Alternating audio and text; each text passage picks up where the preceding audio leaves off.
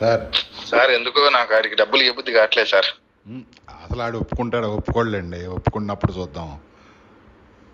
లేదు ఆడు ఒప్పుకుంటే నాకు ఇవ్వబుద్ధి కావట్లేదు. ఆడు ఇంత అన్యాయం చేసి ఆడికి డబ్బులు తీసుకెళ్తే మనకి ఇంకే ఉంటుంది సార్. ప్రకారం వచ్చినాయి ఇచ్చేయటం, ఇంకా మీరు పక్కకు తప్పుకుంటా అంటున్నారు కదా.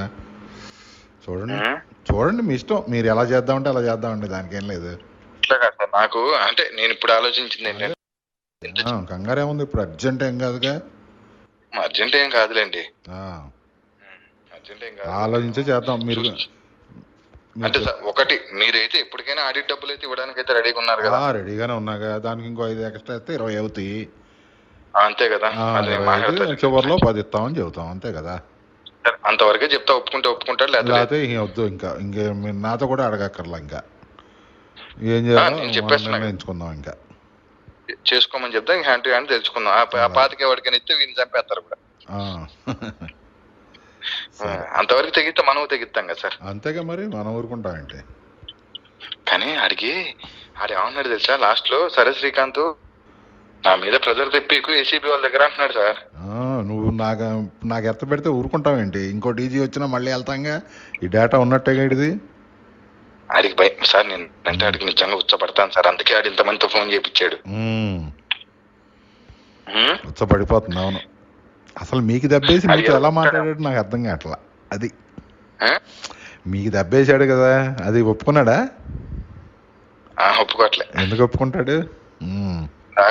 దొంగ నిన్ను సింగును నాశనం చేసేయాలని ఎప్పటి నుంచో చూస్తున్నాడు. పడమటి సురేష్ దగ్గర 2 కోట్లు కదా, ఆ కక్ష ఉంది, సింగు వల్లే ఇచ్చారని చెప్పి కక్ష ఉంది, అందుకని రాశాడు అంటున్నాడు. అందుకే నవ్వు వచ్చింది అంటుంటే. నవ్వు వచ్చిందా మీకు? మరి నవ్వక ఏం చేస్తా, వద్దులే, వీడితో ఎక్కువసేపు స్నేహం కూడా ప్రమాదకరం అని వెళ్తున్నాను. నమ్మేస్తాం వాడి మాటలు, అట్లా చెబుతాడు. ఎక్కువసేపు ప్రయాణం కూడా వేస్ట్. అవును, మీ టాపిక్ ఎత్తాడు. అతను నన్ను గౌరవం లేకుండా మాట్లాడతాడు, అంటే గౌరవం కోసం నువ్వు వాళ్ళని జైలుకి పంపించేస్తావా అన్నాడు డైరెక్ట్ గా. అన్నారు, గౌరవం కోసం నువ్వు వాళ్ళకి పంపించేస్తావా, నీతో ఇంతసేపు మాట్లాడాల్సినంత టైం లేదు నాకు, ఏదో ఆడు వచ్చాడు కాబట్టి మాట్లాడుతున్నా, నా స్థాయికి నేను నీతో మాట్లాడే స్థాయి కాదు నాదని డైరెక్ట్ అన్నాడు.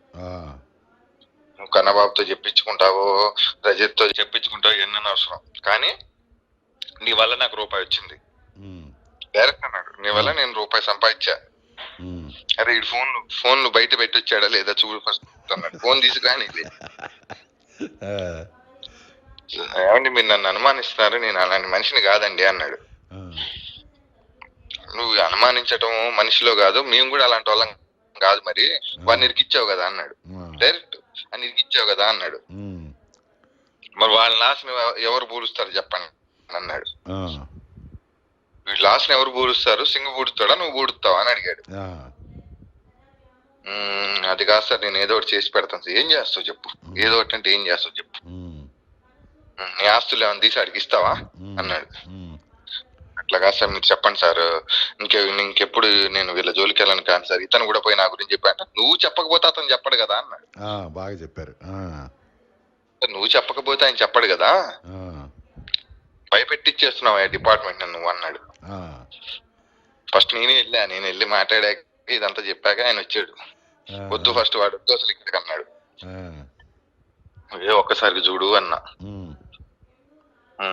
అన్నాక అతని జాబ్ గురించి అయితే ఒకటే చెప్పాడు. నేను చెప్తా ధనంజయ రెడ్డి గారికి, నేను చెప్తా అంటే చెప్తా, లేకపోతే నిన్ను కూడా తీసుకెళ్తా, ఇద్దరిని కూర్చో నీ ముందు చెప్తా, అది అవుతుందో లేదో నాకు తెలియదు, నాకు ఫోన్ చేయొద్దు నువ్వు ఎప్పుడు, మీ ఫోన్లన్నీ ట్యాపుల్లో ఉంటాయి, నువ్వు కానీ శ్రీకాంత్ కానీ నాకు ఫోన్ చేయొద్దు డైరెక్ట్ అన్నాడు. ఫోన్ ట్యాపుల్లో ఉంటాయి మావి అన్నాక, ఏంటి పవన్ కళ్యాణ్కి కాపుల మీటింగ్ పెడుతున్నావు అంట కదా నువ్వు అన్నాడు. నేను లేదు సార్, నేను రాజశేఖర రెడ్డి గారి అభిమాని సార్, నేను రాజశేఖర రెడ్డి అంటే పంచ ప్రాణాలు సార్ అనే. అదే నాకు తెలుసు కదా, ఆయనకి తెలుసు. అన్నాకి అసలు నీకు ఎందుకు ఇవ్వాలి ఆ 25 అన్నాడు. మళ్ళీ అసలు నీకు ఎందుకు ఇవ్వాలి 25, రేపొద్దున నువ్వు మళ్ళీ అన్యాయం చేయవేంటంటే, ఏం శ్రీకాంత్ ఇచ్చే ఉద్దేశం ఉందా అన్నాడు. మనం ఒక 15 అయితే ఇవ్వాలి సార్, 15 అయితే ఇస్తానన్నా అని చెప్పా. అట్లా కాదు సార్ అని ఆడేదో రిక్వెస్ట్ వేలో వెళ్ళాడు. నేను అంత పోగొట్టుకున్నా, మరి ఆయన కూడా పోగొట్టుకున్నాడు కదా అన్నాడు. ఆయన కూడా నష్టపోయాడు కదా అంటే, మీ ఇద్దరిలో ఎవరు ఏం సాధించారు చెప్పండి అన్నాడు. మీకు తెలియదు సార్ ఆ నీచుడని మళ్ళీ మిమ్మల్ని స్టార్ట్ చేశాడు. అరే ఎవడు నీచుడే, ఎవడు ప్రతివత, ఎవడు సంసారం ఉంటారు చెప్పు. ఎగ్జాంపుల్ నేను హైదరాబాద్ వెళ్ళానండి. అక్కడ కొత్తగా పెళ్ళైన అమ్మాయి ఫ్లైట్ ఎక్కింది. ఒక అతను బాయ్ ఫ్రెండ్ వచ్చి ఎక్కిచ్చాడు. ఇక్కడ దిగాక మొగుడుతో వెళ్తుంది అది. ఎవడు సంసారులు, ఎవరు ప్రతివత్తలు చెప్పండి అన్నాడు. చూస్తే కుందనం బొమ్మలా ఉంది అమ్మాయి. మనం ఉన్నంత వరకు మన ముందున్నదే మనకండి, మన వెనకాల జరిగేది మనది ఏది మంది కాదండి అన్నాడు. ఆ డైరెక్ట్ అన్నాడు. ఆయన వీడిని ఇరికియటం నాకు, సరే సింగు నిరికిచ్చావంటే అది నీ వ్యక్తిగత విషయం, నాకు సంబంధం లేదు. ఇది నిరికిచ్చి చూడు, అది మాత్రం నా మనసులో ఉందయ్యా అన్నాడు. వాడికి నువ్వేం చేస్తావో చెయ్యి, వాడేం డబ్బులు అడుక్కునే వ్యక్తి కాదు. వాడికి ఏం చేయాలనుకుంటున్నావు చెప్పు, వాడికి ఏదో ఒకటి నువ్వు చేస్తా అంటే చెప్పు, ఏం చేయగలుగుతున్నావు. సార్ నేను నా వల్ల ఏది ఓన్లీ రిజిస్ట్రేషన్ లో చెప్తాను సార్, అంత మించి నా వల్ల కాదన్నాను. వాడు దుర్మార్గుడు సార్, వాడు ఎంతకైనా దిగజారుతాడు, గుర్తుపెట్టుకోండి. ఎవరికి భయపడి కానీ ఆడికి భయపడతారు సార్, విషయం చెప్తున్నా.